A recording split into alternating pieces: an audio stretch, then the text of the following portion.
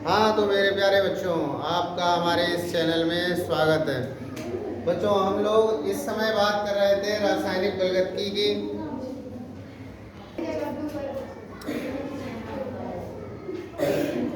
हाँ तो हम लोग बच्चों बात कर रहे थे रासायनिक बलगतकी की, और रासायनिक बलगतकी में हम लोगों ने कहाँ तक कंप्लीट कर लिया था? हम लोगों ने अपक्रिया की आणविकता तक कंप्लीट कर लिया था। अभी तक के सिलेबस में हम लोगों ने रासायनिक बलगतकी में अपक्रिया का वेग को प्रभावित करने वाले कारक, अपक्रिया की आणविकता, अपक्रिया की कोटि, आज तो अपक्रिया की कोटि पर ही चर्चा करनी है। आणविकता तक हम लोगों ने क्लियर कर लिया था। तो आज बच्चों हम लोगों को जानना है अपक्रिया की कोटि। क्या जानना है बच्चों? आज हमें जानना है अपक्रिया की कोटि। अपक्रिया की कोटि क्या होती है बच्चों, आज उस पर चर्चा करनी है। तो आज का हमारा टॉपिक है अपक्रिया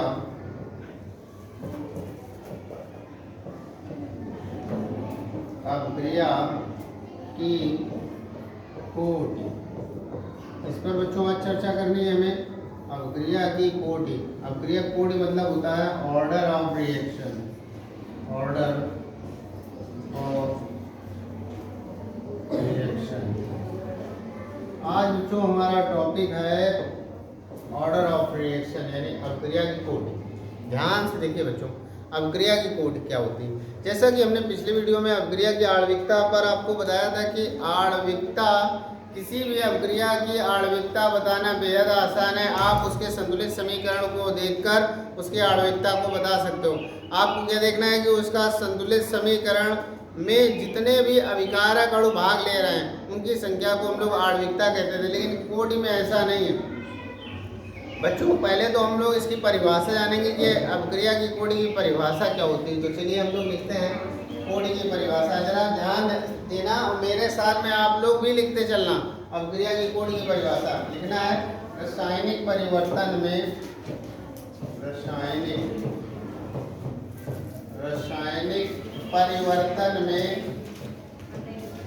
रासायनिक परिवर्तन में भाग लेने वाले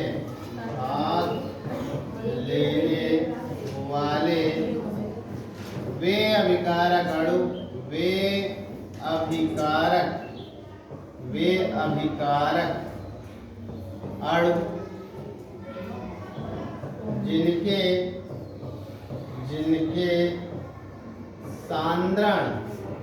जिनके सांद्रण में परिवर्तन करने से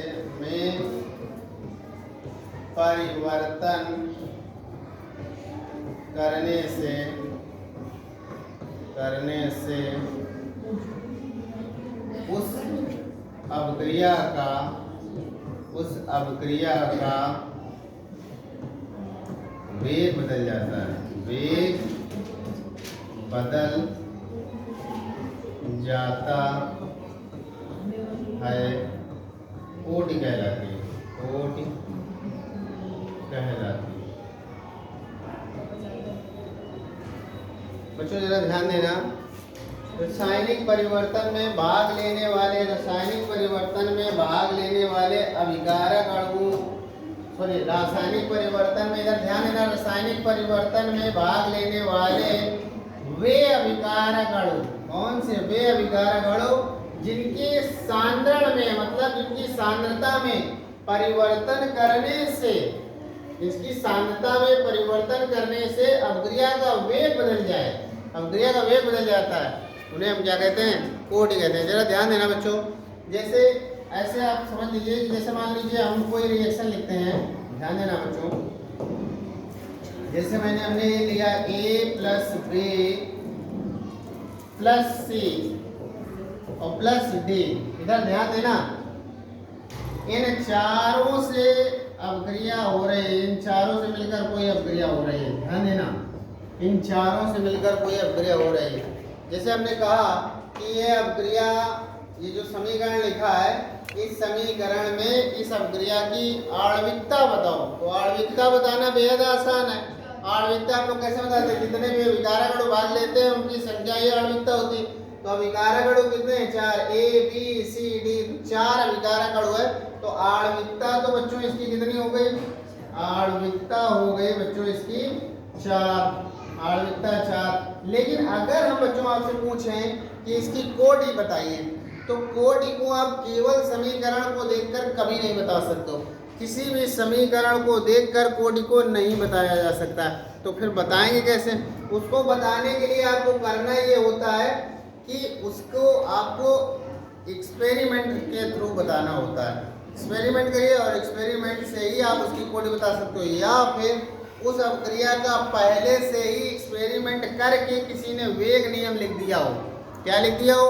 वेग नियम लिख दिया हो, तो आप उसकी कोटि बता सकते हो। मतलब कोटि बताने के लिए आपको या तो खुद से एक्सपेरिमेंट करना है, अदरवाइज किसी ने एक्सपेरिमेंट करके उसका वेग नियम लिखा हो तो आपको उस वेग नियम से उसकी कोटि बता देनी। चलिए एक्सपेरिमेंट कैसे करते हैं, और चलो इसको समझते हैं। देखिए बच्चों, पहले मान लीजिए इन सभी की आपने बराबर बराबर सांद्रता ली। इधर ध्यान देना, सबकी बराबर बराबर सांद्रता ली। जैसे मान लो जो इसकी सांद्रता है वही इसकी सांद्रता, वही इसकी सांद्रता, वही इसकी सांद्रता, सबकी सांद्रताएं कैसी हैं? बराबर। और बराबर सांद्रता पर आपने इसका वेग निकाला, कुछ वेग निकला, कुछ ना कुछ वेग निकलेगा।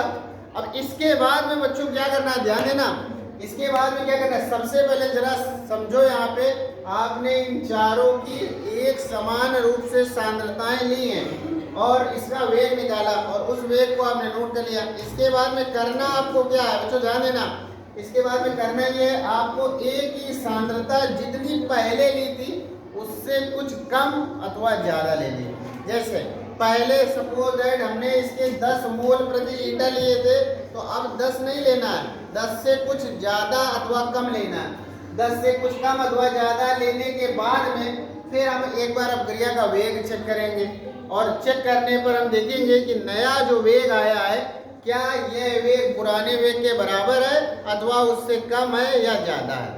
समझ में आई बात? फिर से एक बार बात समझा रहे हैं, एक बार फिर समझ लीजिए। सर्वप्रथम आपको क्या करना है, इन सभी का समान कंसंट्रेशन लेना है और इस अभिक्रिया का वेग निकाल लेना है। मान लीजिए इस अभिक्रिया का वेग कुछ भी मान लो, इसे 5 mole litre inverse second inverse ऐसा आया। इसके बाद में आप क्या करोगे, एक ही सांद्रता को आप या तो बढ़ा दोगे या घटा दोगे, और बढ़ाने या घटाने के पश्चात पुनः आप इसका वेग चेक करोगे। अगर वेग पहले की तुलना में अब परिवर्तित होता है तो इसको कोटि में काउंट करेंगे, और अगर वेग पर कोई प्रभाव नहीं पड़ता, जितना पहले था उतना ही अभी है, तो इसका मतलब है कि इसको कोटि में काउंट नहीं करेंगे। ध्यान समझो। अब इसके सांद्रण में तो परिवर्तन करके आपने देख लिया, मान लीजिए इसके सांद्रण में मैंने परिवर्तन करा और वेग पर कोई प्रभाव नहीं पड़ा, तो फिर इसको कोटि में काउंट नहीं करेंगे। अब इसके बाद में आप दूसरे की सांद्रता को इसमें परिवर्तन करोगे, इसकी सांद्रता या तो बढ़ाओगे या घटाओगे। इसकी सांद्रता बढ़ाने या घटाने के पश्चात पुनः हम वेग चेक करते हैं, क्या वेग बढ़ा अथवा घटा। अगर वेग में कोई प्रभाव पड़ा तो फिर इसको कोटि में काउंट करेंगे, और अगर वेग पर कोई प्रभाव नहीं पड़ा तो इसको भी कोटि में काउंट नहीं करेंगे। सपोज दैट इसकी सांद्रता बढ़ाने पर वेग बढ़ गया, घटाने पर घट गया, इसका मतलब है वेग इस पर निर्भर कर रहा है, इसकी सांद्रता पर वेग निर्भर कर रहा है, इसकी सांद्रता पर वेग निर्भर कर रहा है, यानी इसको हम कोटि में काउंट करेंगे। अब इसके बाद में फिर से आपने क्या किया, C की सांद्रता में परिवर्तन करके वेग निकाला और वेग पर C की सांद्रता में परिवर्तन किया, उसके बाद में वेग निकाला। देखा हमने कि जो नया वेग है वो पहले वाले वेग के समान है, मतलब इसमें कोई प्रभाव नहीं पड़ रहा, यानी C की सांद्रता के परिवर्तन का वेग पर कोई प्रभाव नहीं पड़ रहा है, तो इसको भी कोटि में काउंट नहीं करेंगे। फिर इसके बाद में आपने D की सांद्रता में परिवर्तन किया और परिवर्तन करने से वेग परिवर्तित होने लगा, इसका मतलब है कोटि में D को काउंट करेंगे। तो बच्चों जो कोटि होगी वो किस पर निर्भर करेगी, केवल और केवल B पर निर्भर कर रही है, और किस पर निर्भर कर रही, D पर, 2 पर ही निर्भर कर रही है, इसीलिए इसकी कोटि केवल 2 पर निर्भर करेगी, यानी कोटि 2 हो जाएगी। क्योंकि आणविकता कितनी थी, 4। तो कहने का मतलब है आणविकता में सभी अभिकारक अणु आ जाते हैं। अभी जितने भी अभिकारक अणु अभिक्रिया में इन्वॉल्व है, भाग ले रहे हैं, जितने भी अभिकारक अणु अभिक्रिया में इन्वॉल्व हैं, जितने भी अभिकारक अणु अभिक्रिया में पार्टिसिपेट कर रहे हैं, वो सभी अभिकारक अणु उसकी आणविकता होते हैं। जबकि कोटि में हम सभी को नहीं ले सकते। कोटि में केवल वही अभिकारक अणु लेंगे जिनकी सांद्रता में परिवर्तन करने से वेग परिवर्तित हो जाता है। तो मेरे हिसाब से कोटि आपको समझ में आ चुकी होगी।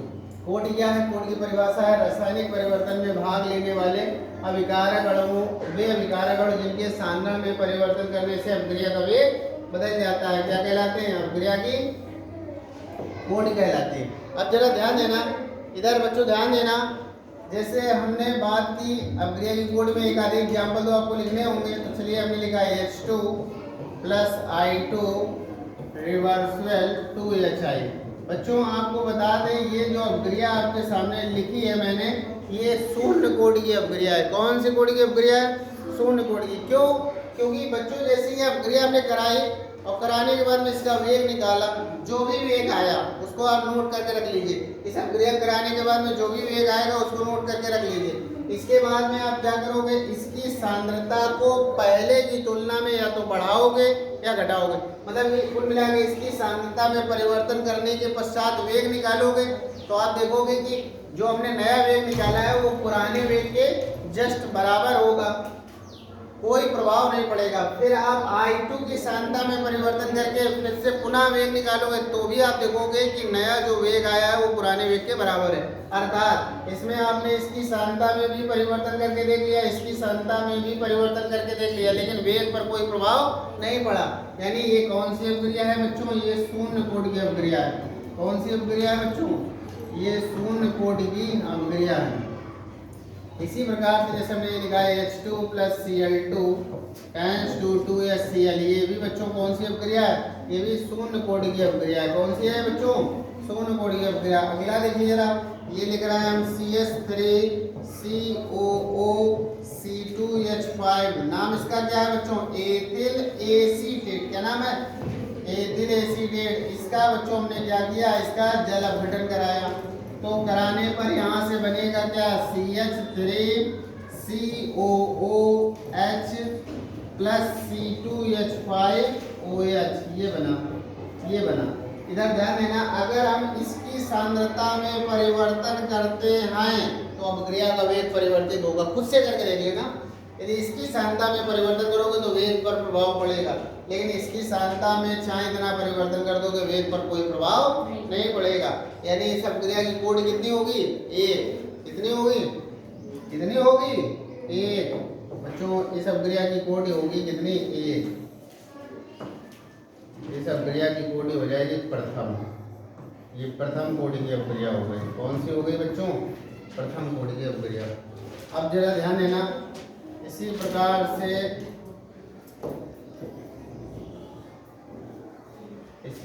देखिए एक और लिख रहे हैं C12H22O11। ये बच्चों किसका फार्मूला है? उम्मीद करते हैं आपको पता होगा। ये फार्मूला है सुक्रोज का। किसका है? सुक्रोज का। अब बच्चों इसका जब जल अपघटन कराएंगे तो जल अपघटन कराने पर यहाँ से क्या मिलेगा? यहाँ से मिलेगा C6H12O6 प्लस C6H12O6, ये मिलेगा। तो ये यहाँ भी आप देखोगे, आप इसकी सांद्रता में परिवर्तन जैसे ही करोगे तो अभिक्रिया का वेग परिवर्तित हो जाएगा, जबकि इसकी सांद्रता में परिवर्तन करने पर वेग पर कोई प्रभाव नहीं पड़ेगा। तो ये कौन से कोटि की अभिक्रिया हो गई? ये भी प्रथम कोटि की अभिक्रिया हो गई। कौन सी हो गई बच्चों? प्रथम कोटि की अभिक्रिया हो गई। जरा ध्यान देना, इसी प्रकार से हमने और लिखा, जैसे ये लिखा CH3COOC2H5। इसका नाम क्या है बच्चों? ये एथिल है और ये एसीटेट है। क्या है? Ethyl acetate. इसकी अभिक्रिया हमने कराई NaOH से करा दी। किससे करा दी? NaOH से कराने पर क्या बनेगा? CH3COONA plus C2H5OH। अब यहाँ देखना जरा, इसकी सांद्रता में परिवर्तन करने पर भी अभिक्रिया के वेग में प्रभाव पड़ेगा, इसकी सांद्रता में परिवर्तन करने पर भी अभिक्रिया के वेग में प्रभाव पड़ेगा। इसीलिए सेकंड ऑर्डर रिएक्शन है। कौन सी है? द्वितीय कोटि की अभिक्रिया। तो बच्चों एक काम कर दे रहे हैं हम इसको, उठा कर दे रहे हैं ताकि आप परिभाषा और एग्जाम्पल का स्क्रीनशॉट ले लीजिए और लेकर अपने कागज में लिख लीजिए, तैयार कर लीजिए। ठीक है बच्चों, नोट, हाँ इसका पहले स्क्रीनशॉट ले लीजिए। हाँ तो बच्चों स्क्रीनशॉट ले लिया होगा। अब इसके बाद में बच्चों हम लोग चर्चा करने जा रहे हैं आभासी एकाणुक अपक्रियाओं पर। अब इसके बाद में बच्चों हम लोग को किस पे बात करनी है? हम लोगों को बात करनी है आभासी एकाणुक। पहले आभासी अपक्रियाएं जरा ध्यान से देखिए बच्चों। आभासी अपक्रिया इधर ध्यान दो बच्चों। आभासी अपक्रियाएं, आभासी अपक्रियाएं।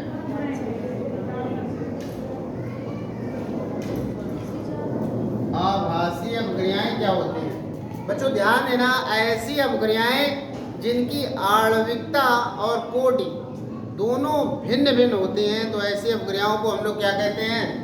ऐसी अपक्रियाओं को हम लोग क्या कहते हैं बच्चों? ऐसी अपक्रियाओं को हम लोग आभासी अपक्रियाएं कहते हैं। वे अपक्रियाएं जिनकी आणविकता और कोटि दोनों भिन्न भिन्न होती है क्या कहलाती है? आभासी। जरा देख लीजिए, यहीं पे आपको एग्जाम्पल मिल जाएगा। देखिए अगर इस वाली अपक्रिया, ये जो आपके सामने अपक्रिया है बच्चों, ध्यान देना इधर बच्चों ध्यान देना। ये अपक्रिया जो है आपको, ये वाली अपक्रिया जो दिखाई दे रही है, इस अपक्रिया में आणविकता कितनी है? एक ये और एक ये। तो आणविकता इसकी कितनी है? इसकी आणविकता है बच्चों,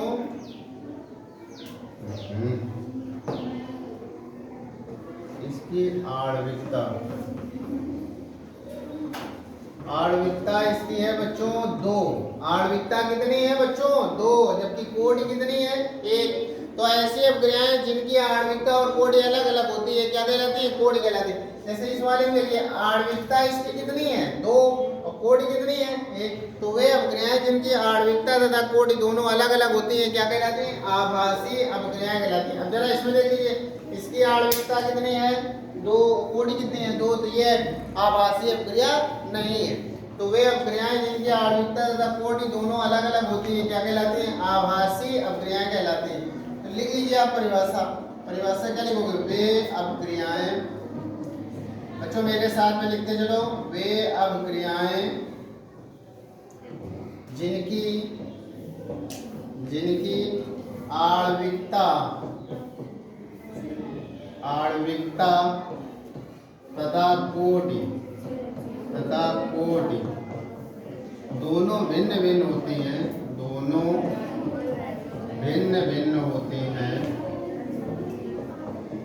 क्या कहलाती हैं? आभासी अपक्रियाएं कहलाती हैं।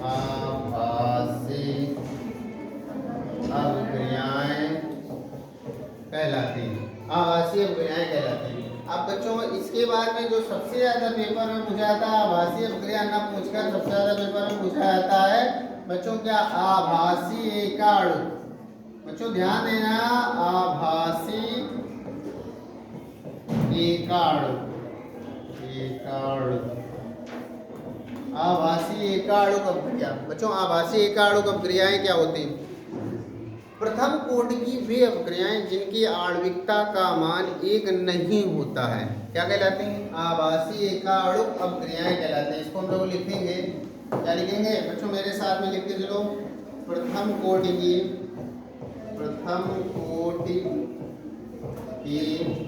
वे अपक्रियाएं, प्रथम कोटि की वे अपक्रियाएं जिनकी आणविकता का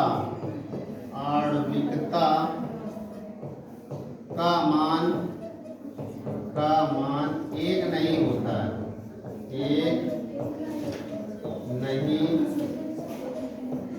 होता है, क्या कहलाती है? आभासी एकाणुक अपक्रिया कहलाती है। आभासी एकाणुक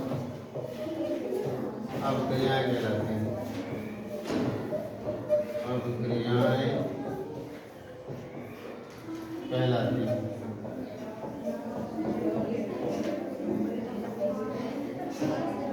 प्रथम कोटि की वे अपक्रियाएं जिनकी आणविकता का मान एक नहीं होता है। प्रथम कोटि की, कोटि मतलब यहाँ से आपने डिसाइड कर दिया कोटि कितनी रहेगी एक, लेकिन आणविकता का मान एक ना रहे, तो ऐसे अपक्रियाओं को हम लोग क्या कहेंगे बच्चों, आभासी एकाणुक अपक्रियाएं, स्यूडो ऑर्डर रिएक्शन कहते हैं। एग्जाम्पल अगर लिखना हो तो एग्जाम्पल यही लिख दो, अभी आपको बताया था CH3 COO C2H5 plus H2O tends to CH3 COOH plus C2H5OH। ये आपके सामने जो अपक्रिया है इसकी आणविकता तो 2 है, जबकि कोटि कितनी है 1, तो इसीलिए इस अपक्रिया को हम लोग क्या कहेंगे, आभासी एकाणुक अपक्रिया। बच्चों ये पेपर में पूछ ली जाती है आभासी एकाणुक क्या होती है, तो आपको आनी चाहिए कि आभासी एकाणुक अपक्रियाएं क्या होती है। अब बच्चों इसके बाद में हम लोगों को जानना है जो सबसे ज़्यादा महत्वपूर्ण, जो पेपर में पूछा जाता है, सबसे ज़्यादा पूछा जाता है, क्या पूछा जाता है, ध्यान देना, अपक्रिया की आणविकता और कोटि, अपक्रिया की आणविकता और कोटि में अंतर। बच्चों ये बहुत पूछा जाता है, अपक्रिया की आणविकता और कोटि में अंतर बहुत पूछा जाता है। तो सबसे पहला अंतर, तो आप इनकी परिभाषाएं लिख दीजिए।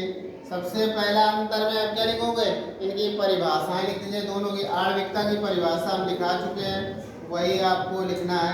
आणविकता की परिभाषा में क्या लिखना है, रासायनिक परिवर्तन में भाग लेने वाले अभिकारक अणुओं की न्यूनतम संख्या को उस अपक्रिया की आणविकता कहते हैं। और कोटि की अभी हमने परिभाषा बताई, वही परिभाषा आपको लिख देनी है।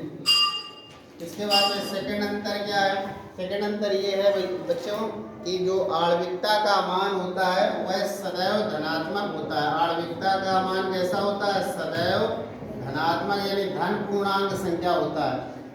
आणविकता का मान सदैव धन पूर्णांक संख्या होता है, जबकि कोटि का मान धनात्मक, ऋणात्मक, भिन्नात्मक कुछ भी हो सकता है। इसका मान धनात्मक, ऋणात्मक, भिन्नात्मक कुछ भी हो सकता है। अगला पॉइंट बच्चों, आणविकता का मान कभी भी शून्य नहीं हो सकता, जबकि कोटि का मान शून्य हो सकता है। आणविकता का मान कभी शून्य नहीं हो सकता, कोटि का मान शून्य हो सकता है। तो आज की वीडियो में बस इतना ही, शेष मिलते हैं अपने नेक्स्ट वीडियो में। Thanks for watching my video.